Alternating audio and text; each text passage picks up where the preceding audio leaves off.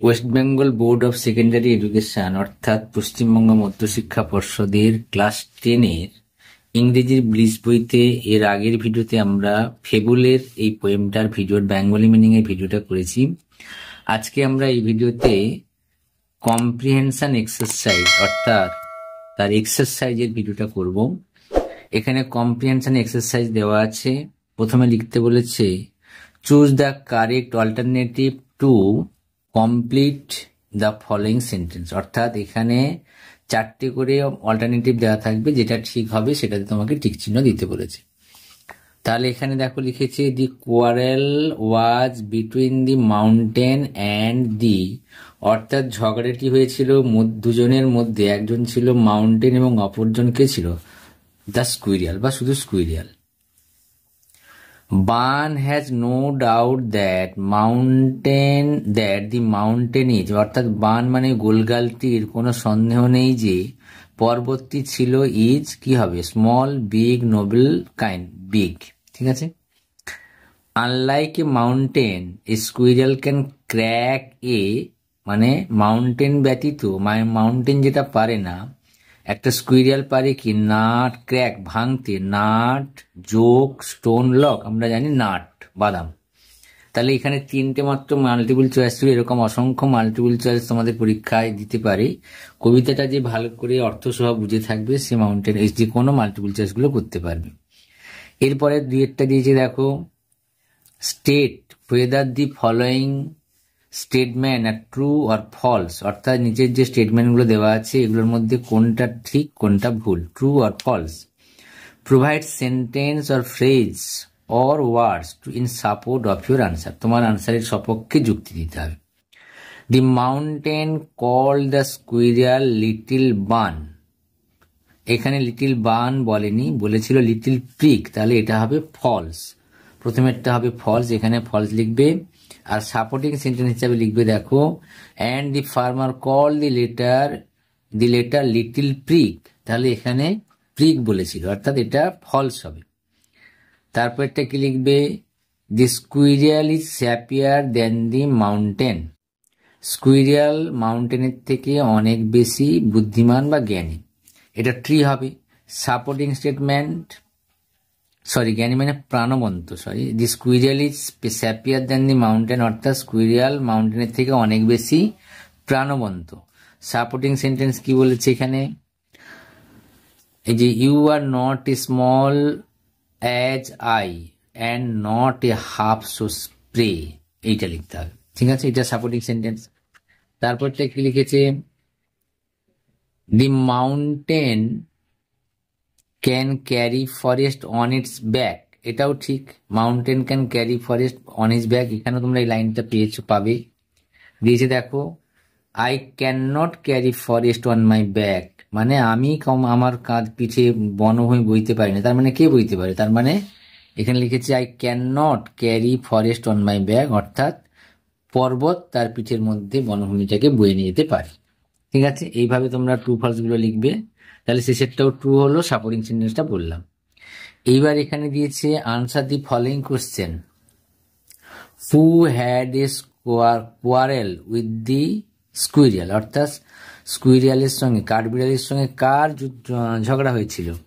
দেখো, the mountain had a quarrel with the squirrel, এখানে দেখো হু হ্যাড, তাহলে হুর জায়গায় দি মাউন্টেনটা লিখে বাকি অংশটা লিখে দিলেই উত্তরটা হয়ে যায়। ঠিক আছে।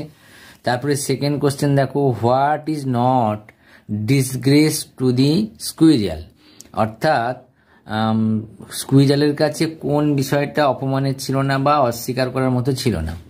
Two occupy its own place, মানে তার নিজের জায়গাটা সম্পর্কে বা নিজের জায়গাটায় থাকা নিয়ে is not a disgrace to the squirrel, স্কুইরিয়ালের কিছু অপমানের ছিল না বা অন্যায়ের ছিল না বা কোনো কিছুই ছিল না। ঠিক আছে, তাহলে to occupy its own place is not a disgrace to the squirrel. Third question বলেছে দেখো, what is it that the squirrel does not deny, অর্থাৎ স্কুইরিয়াল কোন জিনিসটাকে অস্বীকার করতে পারে না? The squirrel does not deny that the mountain makes a very pretty squirrel track, অর্থাৎ কাঠবিড়ালি অস্বীকার করতে পারবে না যে পর্বত তার জন্য একটা সুন্দর, অর্থাৎ কাঠবিড়ালিদের জন্য একটা সুন্দর পথ তৈরি করে দিয়েছে পর্বতের উপর দিয়ে। ঠিক আছে, তাহলে আমরা এখানে কোশ্চেন আনসার গুলো করলাম। এবার দেখো grammar and news. Grammar and নিউজে কি লিখেছে? Replace the underline word with suitable phrasal verb from the list given below. নিচের লিস্টে কতগুলো ফ্রেজাল ভার্ব দেওয়া আছে সেটা নিয়ে এখানে বসাতে বলেছে। Change the form of verbs where necessary, যেখানে ভার্বের চেঞ্জটা করতে হবে, অর্থাৎ যেটা পাস্ট টেন্সে আছে সেগুলো চেঞ্জ করে দিতে হবে। There is one extra phrasal verb, এখানে একটা এক্সট্রাও দেওয়া রয়েছে। খাতাতে লিখেছি দেখো, Rabi meet his friend in park. এখানে কি হবে? মিটের জায়গায় তোমাকে হবে কাম অ্যাক্টর, অর্থাৎ সাক্ষাৎ করা কাম অ্যাক্টর স্থানে, যেহেতু এটা পাস্ট টেন্সে আছে এটা লিখতে হবে কেম অ্যাক্রস, কেম অ্যাক্রস। তারপর লিখেছি দেখো, Tanushree cannot tolerate cruel behaviour to animal, অর্থাৎ প্রাণীদের প্রতি নিষ্ঠুর ব্যবহার তনুশ্রী কখনোই মেনে নিতে পারে না। তাহলে এখানে হবে পুট আপ উইথ, এখানে হবে পুট আপ উইথ, এখানে লিখে দেবে put up with.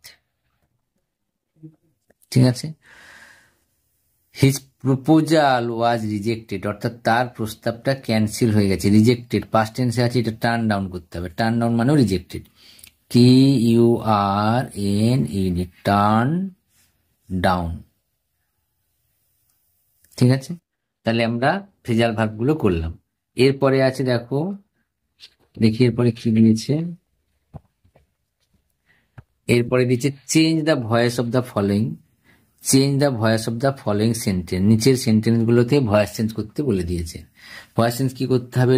Lock the door, দরজাটি বন্ধ করে। ইম্পারেটিভ সেন্টেন্স আছে, এখানে সাবজেক্ট নেই, তাহলে আমরা জানি ইম্পারেটিভ সেন্টেন্সের ন্যারেশন যে ভয়েস চেঞ্জ করার সময় কি করতে হয়? লেট দিয়ে করতে হয়। কি লিখবে তাহলে? লেট দি, এটা sub object, door be locked, B locked হয়ে গেল, দরজাটি বন্ধ কর। তারপরে বলেছে দেখো এখানে কি বলেছে বইতে, Ashim knows the solution of this problem. The solution of the problem, এটা হচ্ছে অবজেক্ট, অ্যাসার্টিভ সেন্টেন্সে আছে, তাহলে আমরা লিখব the solution, solution to this problem, problem.